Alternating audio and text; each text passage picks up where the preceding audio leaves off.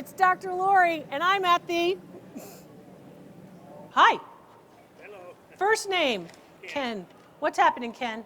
How'd you acquire this mother and child? It was at an estate sale. It's nice. What's it made of? I think bronze. It's bronze, okay? Now, the underside has actually been colored, green felt, and they took that apart. So that's been colored, and then they put the green felt on it. This also has been very, very green colored. So the verdigris, as well as the patina or patination of the piece, is pretty strong. It's a little bit stronger than I'd like to see. Like to see this more of a brownish color. It's kind of shiny and bright. So I think this is newer than what we might think or might hope. It's an organic form or an abstract form. We see these with people like Henry Moore in the 1950s and 60s. Many of those artists are working in this particular manner. It is bronze, so that's a good reason to pick it up. It's unsigned completely. Doesn't have to be signed to be valuable. It could be unsigned and be valuable. The weight of it indicates, of course, the heaviness of the bronze. I like it as a sculpture in general. If it had a better patina, now you're thinking, what do you mean? Well, they actually take the pieces, they cast the pieces, and then they put a color on it, whether it's green or brown or red-ish in terms of the coloration. But when it's this bright, it's usually done after the fact. You want it done right out of the foundry. So they cast it, and then they patinate it, and then they allow it to, of course, dry down. This particular piece was done after the fact, maybe years after it was cast and patinated. Somebody decided to paint it over. So I always say, Uncle Wilbur's in the workshop, and he's got out his paints, and he's repainting stuff because he'll make it look better. If you're not Picasso, don't repaint it. Leave it alone. Value on it, about $165. If it had the correct patina, I'd be looking at $2,000. That's the difference patina makes, right? That's what you're looking at. Nice, though. Very nice. So thanks for bringing it in. Time period, the 1950s to the 1970s. Okay. Nice. Okay. Let's look at this piece, because you are just very impatient, I can tell. What's your name? Mark. Give Mark a microphone, please. Because I don't want anybody to be impatient. So this has been glued back, Mark. Yeah, we broke it as kids. You broke it as kids. Did you get into, what kind of trouble did you get in? Were you many boys? Were you all brothers or something? Not really too much. Not too much trouble? It's like, oh, well, that happens. That kind of thing. That's what you have to look forward to with the 3-month-old, breaking stuff. All right. So you got this piece, and you broke it as kids, but you kept the piece together all these years. Okay? And how did you acquire it? Okay, so your grandfather's a wood carver who does work for churches, and this piece is a gift from someone in the church? Oh, okay, so the priest came from Asia, and he said, I'm going to give you a collection of ivory in exchange for the work that you've done. Okay, so what else is there? Is it all figures like this? Because this is ivory. Okay, so this is the only one. Okay, so this one is in very nice condition. A couple of things you want to look for. Realism in the face. So look at the realistic elements, like, you know, the wrinkles in the face. I don't like to highlight my wrinkles, but the wrinkles are a big deal when you're carving ivory. The other thing that you're looking at, of course, is the movement of the muscles in the body, particularly in the legs. The child is running toward the figure, the figure, of course, of the man. You can see that he's holding all of these different elements in his hands, and you can see the activity. That's all important.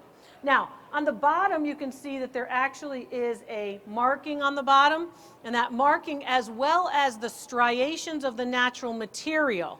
I teach you on the YouTube channel, basically, how do you tell the difference between ivory and bone?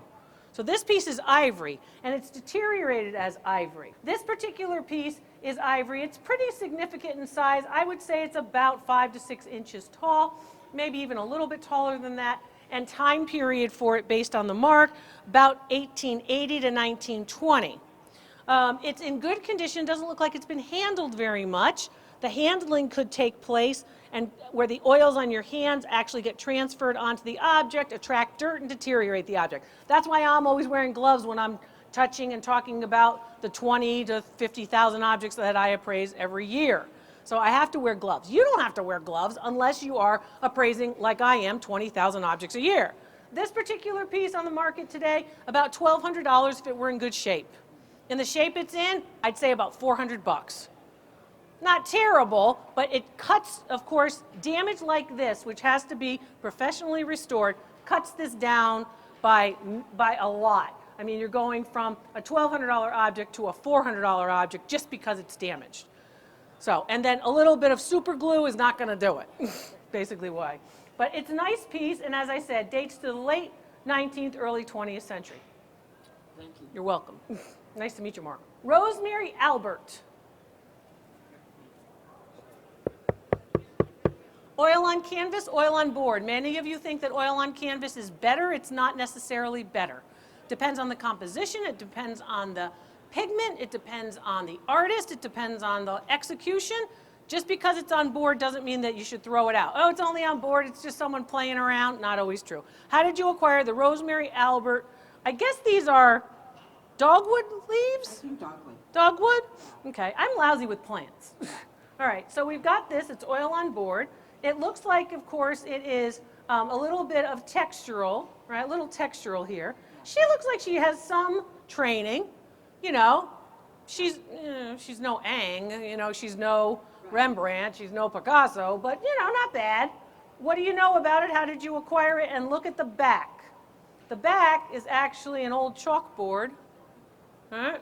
And some people do collect these pieces without the paintings on the other side, right? All these school things, right? Elements of vintage school stuff. So, all right, what do you know about it and how did you acquire it? What about this big hole in the top? I think that somebody had a nail. I don't know what's from the. Yeah, chalkboard. professional framing, right? You put the nail in the hole and you put not great. Yeah. How did you acquire it? What do you love about the painting? I love the texture again. Okay, you like texture. Yeah. You're a color girl. You're taken in by color. Yeah. Okay, you like color. I don't like the background.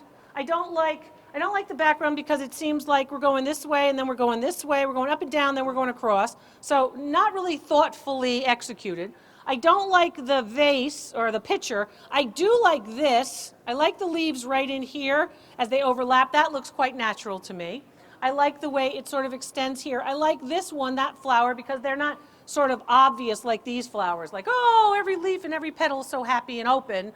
Really, flowers don't work that way. Right. So when you're really studying them, that's why flowers are sort of very difficult to write, very difficult to paint, just like people's faces, because of all of the intricacies and nuances.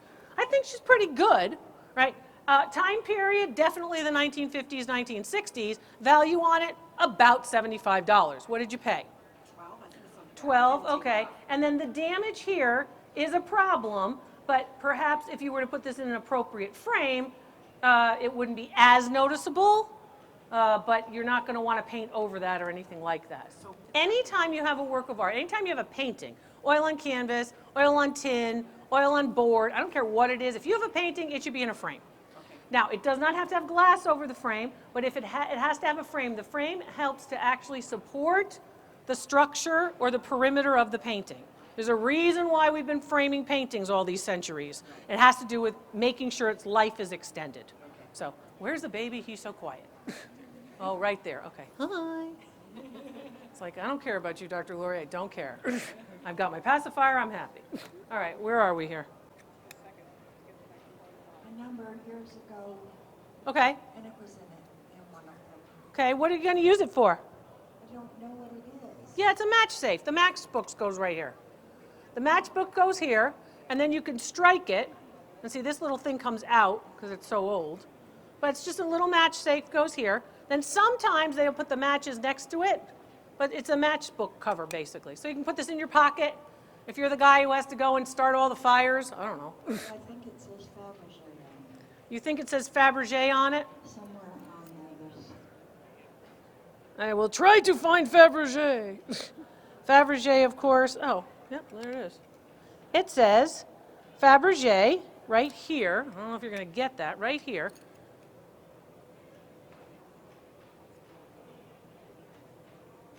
Fabergé, of course, the great designer of the czars in the early years of the 20th century. Tsar Nicholas and, of course, his family, the Romanovs. This is the Reproduction Fabergé, right, which is introduced in the late 1900s. It is not the Fabergé, you know, Carl Fabergé that we're thinking of with the Fabergé Museum in St. Petersburg. I was there in St. Petersburg in that museum with all of the eggs. It opened only a few years ago. Unbelievable collection. Some of those eggs had been in the Forbes collection for decades and then got purchased by this particular businessman in Russia, and they established in a palace in Russia in St. Petersburg the Fabergé Museum. Everything from picture frames to to clocks, to, of course, little token pieces like this. But this is the reproduction, and what that means is they took the Fabergé name, it was licensed, it was not made by the Fabergé that we're thinking of, which of course is the great Russian jewelry house. So value on this, about $35. Still good, right, for out of the storage locker.